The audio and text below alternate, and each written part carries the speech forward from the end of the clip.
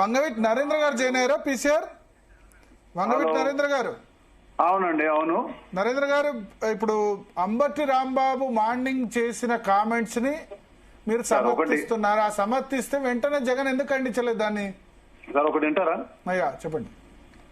తెలుగుదేశం హయాంలో అందరూ శాస్త్రోక్త ప్రకారంగా సంస్కృతం మాట్లాడారండి.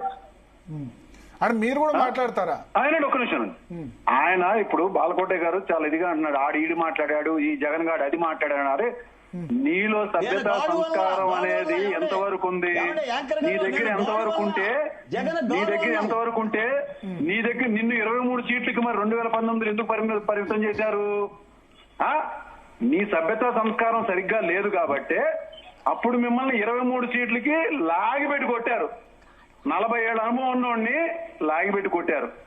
మావని పిల్లనిచ్చిన మావని తీసుకెళ్లి అక్కడ చెప్పులతో కొట్టించాడు. పార్టీ ఆయనది, ఆయన దగ్గర నుంచి లాగుని అలాంటి సభ్యత సంస్కారాలు ఉన్నటువంటి 18 కేసుల్లో ఇప్పుడు అంబటి రాంబాబు గారు మాట్లాడారు. ఏం మాట్లాడారు చెప్పండి? ఏం మాట్లాడారు? సిట్ అనేది డైరెక్ట్ గా ఎక్కడ ఇన్వాల్వ్ కాకుండా సిబిఐ అనేది చక్కగా క్లీన్ చిట్ ఇచ్చింది. ఎందుకంటే ఇది ఒక రాష్ట్రానికి సంబంధించినటువంటి విషయం కాదండి. లడ్డూ ప్రసాదం అనేది ఇప్పుడు మీరు ప్రెస్ దాన్ని ఆ బూతులు నేను టెలికాస్ట్ చేయలేను. సార్ బూతులు మీరు టెలికాస్ట్ చేయలేనంటారు, బానే ఉందండి. అసలు మీకు సిబిఐ అనేది క్లీన్ చిట్ ఇచ్చిన తర్వాత దాని మీద మీరు ఎందుకు పోస్టర్లు పెట్టారు? పోస్టర్లు పెడితే బూతులు తిడతారు, మీరు పోస్టర్లు పెట్టారు. ఒక్క నిమిషం, బూతులు ఎవరు తిట్టారు? సార్ మీకు అవతల పక్క మీరు సెన్సార్ చేసి అవతల పక్క మీరు సెన్సార్ చేసి యువతల పక్క మాట్లాడిందండి. ఇప్పుడు ఇందాక ఆయన అన్నాడే బాలకోటయ్య, ఉప్పు కారం మేము తినలేదా అని. మేము ఉప్పు కారం తిన్నాం. అవతలోడు వచ్చి మాట్లాడి మమ్మల్ని బూతులు తిడితే ఆటోమేటిక్ గా ఆయన బహుశా స్పందించి ఉంటాడు, ఈయన స్పందించినట్టుగానే. ఆడు వీడని ఇప్పుడు ఈయన మాట్లాడుతున్నారు చూసారా, దాని మీద స్పందించి ఉంటారు. ఇప్పుడు బాలకోటే గారు ఇప్పుడు కరెక్ట్ గా 2 నిమిషాల క్రితం జగన్ గారు జగన్ గారు అన్నారు. బహుశా మీకు పొరపాటు వినండి. ఒక నిమిషం అండి, ఒకటేనండి. మనం ఉప్పు కారం తిన్నపోయే విషయాన్ని మాట్లాడదామండి.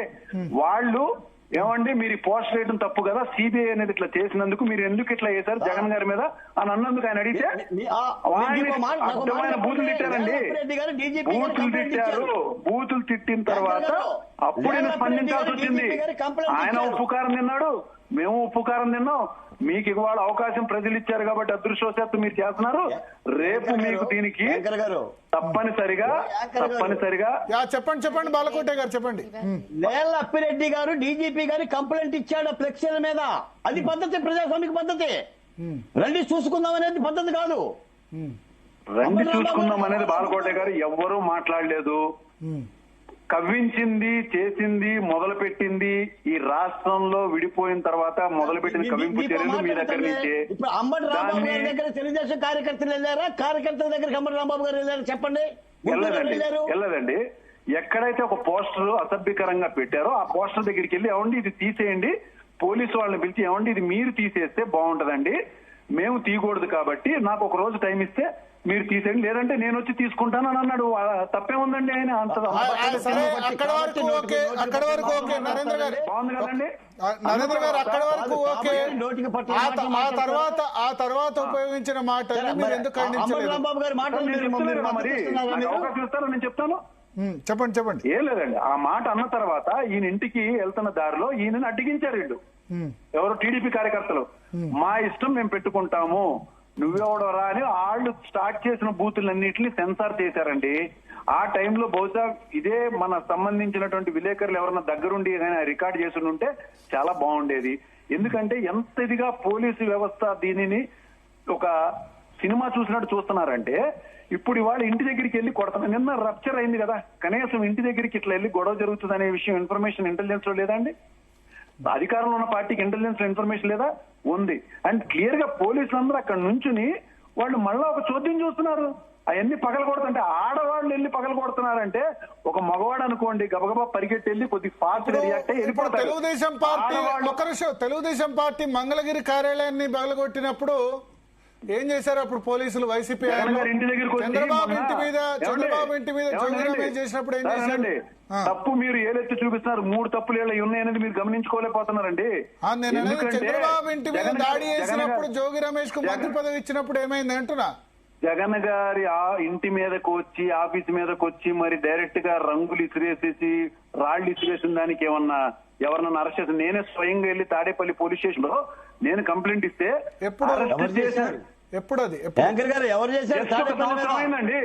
సంవత్సరం ఎవరు 3 చేశారు నెలలు తాడేపల్లి మీద? సంవత్సరం మీ 3 నెలలు Telugu Desam party Tadepalli police station కి కార్యాలయాన్ని నేను వెళ్ళి బద్దలు కంప్లైంట్ ఇచ్చి జగన్ గారి ఇంటి మీదకి స్వయంగా డైరెక్ట్ గా వచ్చి కొంతమంది రంగు రాళ్లు ఇవన్నీ వేసి అక్కడ 50 మంది దాకా అల్లరి చేశారని చెప్పానని నేను వెళ్ళి కంప్లైంట్ ఇస్తే నేను నారాయణమూర్తి గారు ఇద్దరం వెళ్ళాము కంప్లైంట్ ఇస్తే పొద్దున్న అరెస్ట్ చేసినటువంటి 50 మంది అక్కడ స్టేషన్ లో లేరండి. స్వయంగా నాకు ఒక అక్కడ అవకాశం ఉన్నటువంటి ఇవ్వండి, యాంకర్ గారు. పోలీస్ స్టేషన్ నేను దగ్గర నుంచి వచ్చి మేము పట్టుకుని వాళ్ళందరినీ తీసుకుని మాట్లాడు మాట్లాడుతాను ఇవన్నీ సార్ ఒకటి వింటారా? అధికారం దగ్గర ఉన్నప్పుడు వాళ్ళు ఏదైతే ప్రవర్తించారో దానికి రెసిప్రొకేషనే అక్కడ జరుగుతుంది. కానీ మొదలు పెట్టింది మాత్రం తప్పనిసరిగా అసెంబ్లీ స్థాయిగా.